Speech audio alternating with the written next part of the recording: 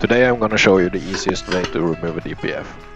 I don't know if you're familiar with DPF is in the US, but here in Europe they put filters in the exhaust to remove some kind of gases, and the gases get stuck in the exhaust, and every once in a while the car is supposed to have a cleaning cycle and burn out all the stuff that's stuck, but sometimes this stops working and the exhaust just clogs up. The easiest way to fix this problem is to remove DPF, and the easiest way to remove a DPF I'm going to show you right now.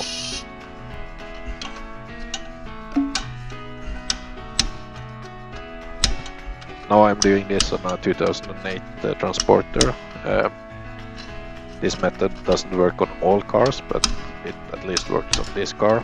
And you see I first have to remove the exhaust clamps, quick and easy, a few hits with a hammer, and then I had to remove the temperature sensor. This was not quick and easy. This was very painful. It was extremely seized. I tried first the optimistic way of just removing it with 17mm.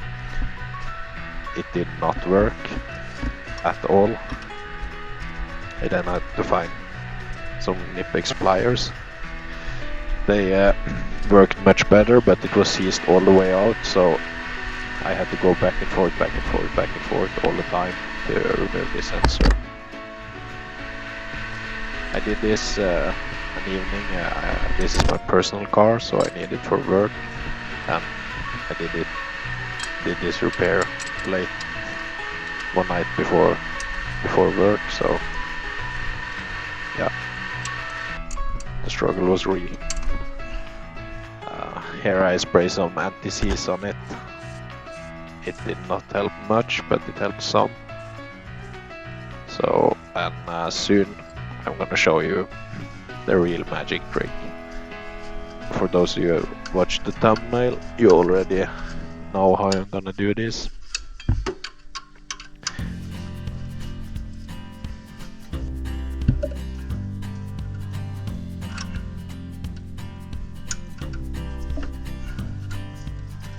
I know some people, in some places, there's a problem with people stealing the DPFs, and I think here in Norway we would be grateful for some mechanics to kind of steal our DPFs, because it's such a pain to have them. The car gets clogged down really bad and goes very slowly. So yeah. But anyway, I don't know the value of this stuff inside, but I hope it's not too much, as we usually just throw it in the trash. Here you see the secret weapon. I use an hilti, but you can just use a smaller drill also. It's very soft to drill into, and anything works fine, as long as it has some impacts.